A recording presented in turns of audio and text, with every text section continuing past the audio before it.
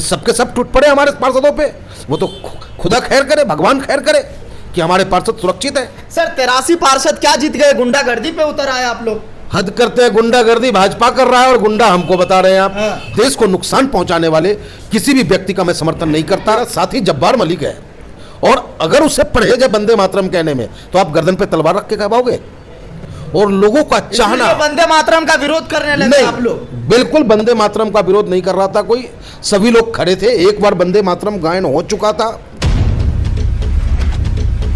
नमस्कार, आप देख रहे हैं द इंडिया टीवी और मैं हूं आपके साथ सद्दाम करीमी। कल मेरठ के जिस तरह से शपथ ग्रहण समारोह में हंगामा हुआ, बात हाथापाई की नौबत तक आ गई, और उसके बाद जिस तरह से ये कहा जा रहा था कि वहां पर वंदे मातरम का विरोध किया गया एमआईएम के तरफ से। इसी मुद्दे पर बारीकी से बात करने के लिए हमारे साथ पंडित मनमोहन जागामा हमारे साथ मौजूद है। उनसे जानने की कोशिश करेंगे वो इसको किस तरह से देखते हैं, उनकी क्या राय है।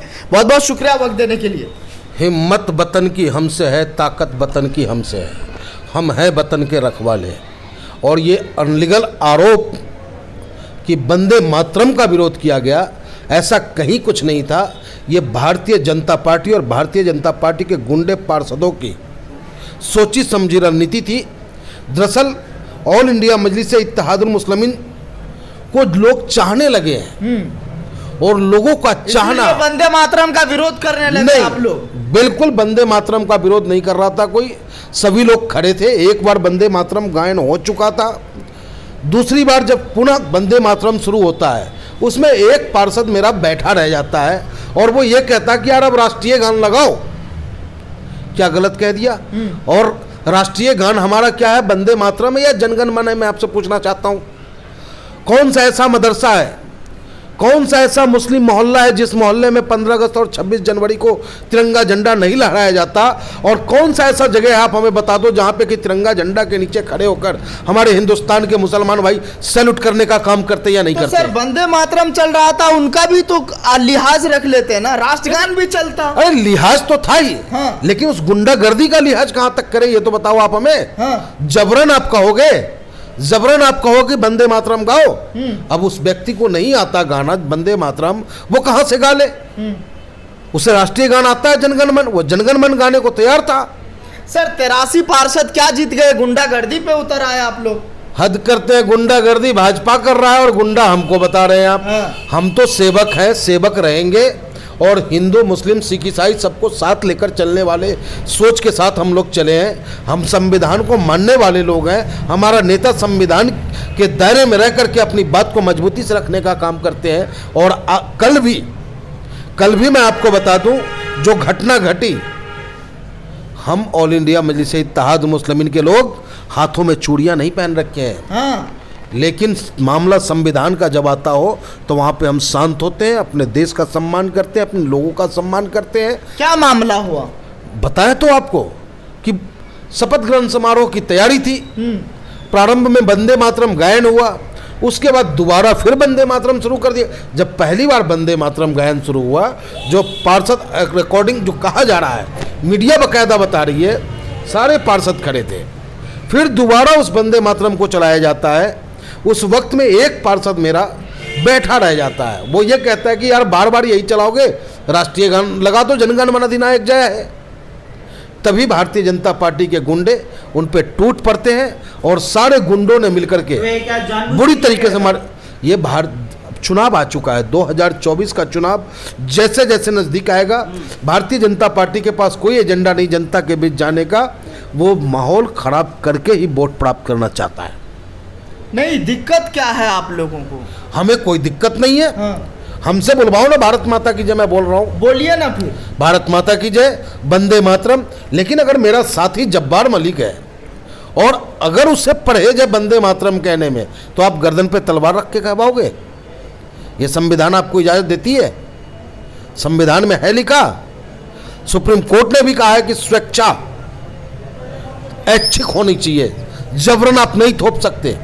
सत्ता क्या आपको प्राप्त हो गया, आप रावण हो गए कि को हम दियो नास्ती?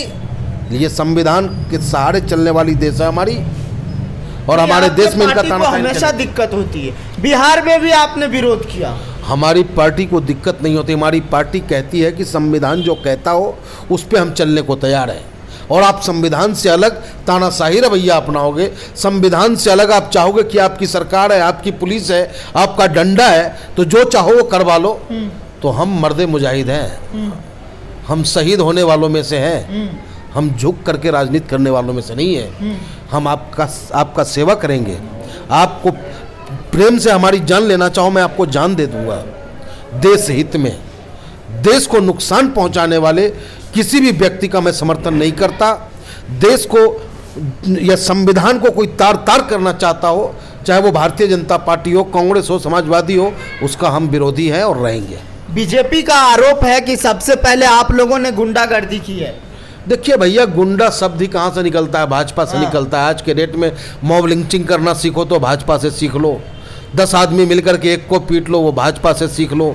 कहीं एक बेचारा कोई दाढ़ी वाला जा रहा हो अकेले में, उसे रोक करके पीटना अगर सीखना हो तो भारतीय जनता पार्टी के लोगों से सीख लो। और वही हालात वहाँ हुई है, वो एक मॉब लिंचिंग ही था।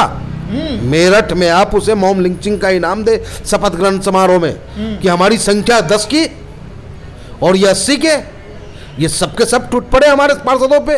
वो तो खुदा खैर करे, भगवान खैर करे कि हमारे पार्षद सुरक्षित है। और विश्वास दिलाते हैं मेरठ की जनता को कि हम आपके सेवक बने हैं, सेवक बन के आपकी सेवा करेंगे। कहीं हमारे अंदर गुरूर नहीं आएगा, और जो गुरूर दिखाते हैं उनका गुरूर ऊपर वाला तोड़ेगा, और आपके सहयोग से हम उसको तोड़ने का काम करेंगे। विपक्ष के लोग कह रहे हैं कि 83 पार्षद, 5 चेयरमैन क्या जीत गए, ये तो पूरा जो है माहौल ही चेंज कर दिया। विधायक सांसद जीतेंगे तो सर आप तो और नहीं। देखिए, विपक्ष के लोग इसलिए नहीं कह रहे हैं, विपक्ष के लोगों को लग रहा है कि उनकी सियासी जमीन खत्म होती जा रही, सिकुड़ती जा रही है, और हमारी जमीन फैलती जा रही है। तो उन्हें पता है कि ऑल इंडिया मजलिस-ए इत्तेहादुल मुस्लिमीन का जब मात्र 7 विधायक है, तो हैदराबाद के अंदर में लाखों बच्चे फ्री शिक्षा प्राप्त करते हैं, लाखों बेवाओं के बच्चे फ्री में शिक्षा प्राप्त करते हैं, स्वास्थ्य सुविधा उन्हें मुहैया कराया जाता है। वहाँ जाति देख करके काम नहीं किया जाता है हैदराबाद के अंदर में। आपने देखा होगा कल परसों में कई भारतीय जनता पार्टी के कट्टर हिंदू समर्थक बैरिस्टर असदुद्दीन ओवैसी साहब के कार्यों को देखते हुए उसमें अपना आस्था व्यक्त किया है। तो ये हमारे साथ पंडित मनमोहन झा गामा जी थे, जिन्होंने सभी सवालों के जवाब बारीकी अंदाज में दिए, जिनका साफ तौर पे कहना है कि जो गलत करेंगे उस पर कार्रवाई होगी। और पुलिस प्रशासन का उन्होंने शुक्रिया अदा किया, और उन्होंने साफ तौर पर इस बात को लेकर जिक्र किया कि अभी हम 83 सीट जीते हैं और आगे हम हर विधानसभा में हमें कामयाबी मिलेगी। द इंडिया टीवी के लिए गाजियाबाद से सद्दाम करीमी की ये रिपोर्ट। चैनल को लाइक, शेयर एंड सब्सक्राइब करें और बेल आइकन दबाना ना भूलें।